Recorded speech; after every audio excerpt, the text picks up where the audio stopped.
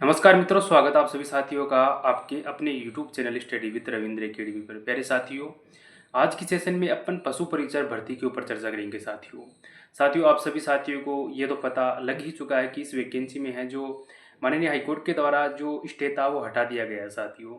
और आप सभी साथियों को ये भी पता लग गया होगा कि क्या क्या चीज़ों पर इस पर बहस हुई थी। जो पिटिशनर वकील थे और जो बोर्ड के अध्यक्ष और एजी साहब थे, उनके बीच भी कल बहस हुई थी और इसका फाइनल निर्णय है वो ये रहा कि इसमें जो स्टे था वो हटा दिया गया है साथियों। तो क्या कुछ अब आगे इसकी प्रोसेस रहेगी, कब तक इसकी ज्वाइनिंग मिल सकती है और लगभग कितना समय अब और लगेगा ज्वाइनिंग में, और क्या कुछ इसका जो फाइनल रिजल्ट है वो कब तक आ सकता है, इन सब चीज़ों पर चर्चा करेंगे। आप इस वीडियो के अंत तक बने रहिए साथियों।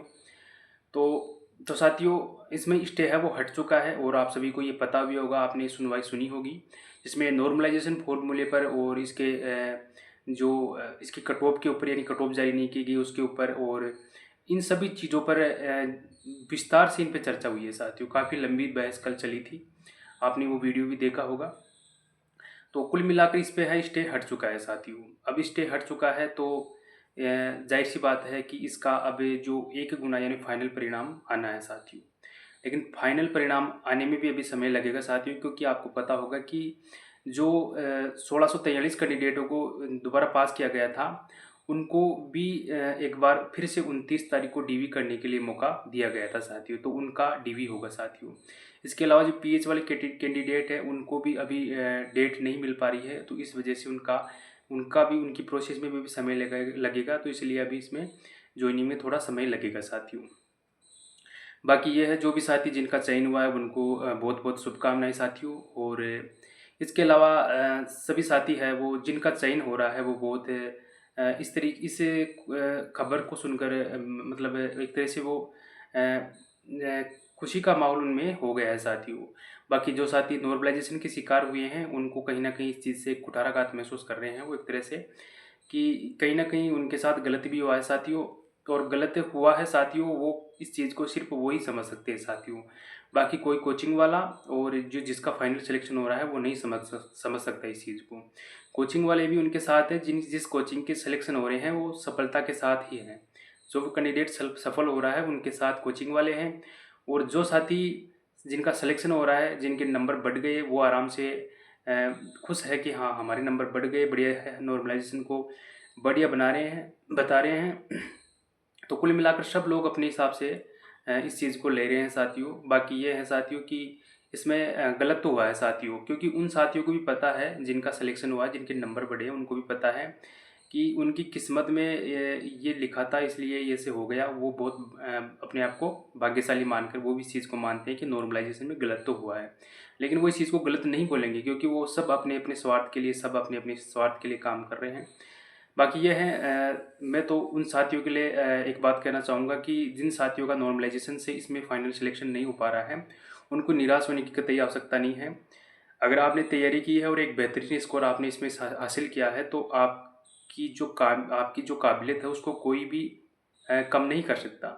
नॉर्मलाइजेशन में आपके नंबर कम हो सकते हैं, लेकिन नॉर्मलाइजेशन आपकी कामयाबी को, आपकी जो काबिलियत को कभी भी कम नहीं कर सकता।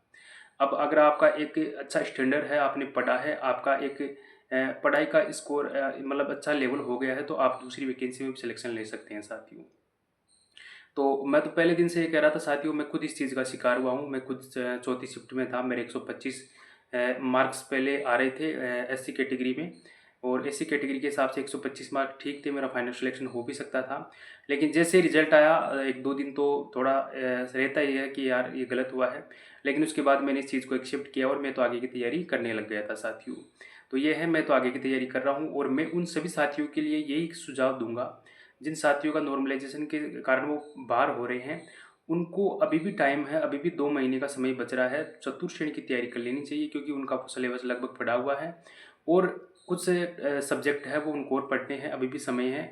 और आपका अच्छा एक स्तर पहले से तैयार हो चुका है। पहले से आप जब तैयारी पशु परिचर की थी, उस टाइम से आपका कई सब्जेक्ट आपके मैथ और साइंस वगैरह है, और करंट अफेयर वगैरह आपके पहले से भी तैयार है, तो आप चतुर्थ श्रेणी में आराम से सिलेक्शन ले सकते हो साथियों।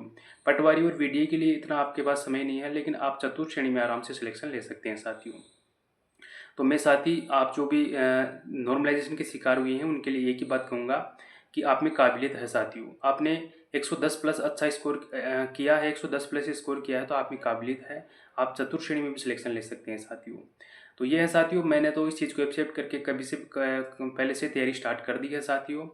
और अभी वैकेंसी जो है पटवारी, वीडियो और फोर्थ ग्रेड, इनमें आप आराम से बढ़िया तरीके से आपका थोड़ा स्कोर अच्छा हो जाएगा तो फाइनल सिलेक्शन चतुर्थ श्रेणी में भी हो जाएगा साथियों। तो ये है साथियों कि आपको बिल्कुल भी ये नहीं करना है कि यार ये एक बार ऐसे हो गया तो हर बार ही ऐसे होगा, ऐसा ज़रूरी नहीं है कि हर बार हो। हाँ, लेकिन भगवान से ये है कि एक बार ये अरदास आप कर लेना कि आप अब की बार जो वैकेंसी ये जो लगने वाली है एग्ज़ाम पटवारी, वीडियो और चतुर्थ श्रेणी, उनमें भी नॉर्मलाइजेशन होने वाला है। क्योंकि पटवारी में 2 शिफ्ट बना दी गई है, वीडियो में भी 2 शिफ्ट बनाई जाएगी और जो फोर्थ ग्रेड उसमें 6 शिफ्ट बनाई जाएगी। तो भगवान से एक चीज़ की अरदास आप कर लेना कि आपको ऐसी शिफ्ट मिले जिसमें आपके नॉर्मलाइजेशन में नंबर बढ़े। क्योंकि मेहनत का कोई अब रोल नहीं रहा है, सीधी सी बात है, किस्मत का पूरा रोल रहा है। तो अगर आपकी किस्मत अच्छी रहेगी तो आप ऐसी शिफ्ट में आ जाओगे जिसमें नंबर बढ़ जाएंगे और आपका फाइनल सिलेक्शन हो जाएगा। क्योंकि मेहनत का कुछ रोल रहा नहीं है। तो ये है साथियों, बाकी इसे जो भी होगा देखा जाएगा। आप अपनी तैयारी करते रहिए। और जिन साथियों का चयन हो रहा है वो इतने हैं कि उनके पास अभी समय है, अभी टाइम लगेगा साथियों ज्वाइनिंग के अंदर। अभी लगभग मान लो कि सितंबर के आसपास, सितंबर के लास्ट तक ज्वाइनिंग हो सकती है साथियों। क्योंकि अभी फाइनल सिलेक्शन होना है, उसके बाद में जिला चयन के लिए उनको ऑप्शन दिया जाएगा, कई चीज़ें होगी अभी भी इसके अंदर। तो यह साथियों, और बाकी जो भी साथी है जिनका सिलेक्शन नहीं हो रहा है किसी कारणवश, नॉर्मलाइजेशन वगैरह किसी से भी आपका फाइनल सिलेक्शन नहीं हो रहा है, तो आप आगे की तैयारी में लग जाइए साथियों। क्योंकि मैं तो पहले दिन से आपको ये कह रहा था कि आप इस भर्ती के भरोसे ना रहे, आगे की तैयारी को करते रहिए साथियों। तो जिन भी साथियों का सिलेक्शन नहीं हो पा रहा है वो मेरे हिसाब से उनको फोर्थ ग्रेड की अब आगे तैयारी करनी चाहिए। क्योंकि फोर्थ ग्रेड पे उनका लगभग सिलेबस तैयार है, उनको हिंदी वगैरह थोड़ा सा और पढ़ने की आवश्यकता है। और एक ज़्यादा कट ऑफ जाएगी भी नहीं फोर्थ ग्रेड में। बाकी नॉर्मलाइजेशन हो जाए तो अलग बात है, लेकिन मेरे हिसाब से इतनी ज़्यादा कट ऑफ भी नहीं जाएगी साथियों। अगर आप थोड़ा ठीक ठाक स्कोर कर देते हो तो आपको फाइनल सिलेक्शन हो सकता है साथियों।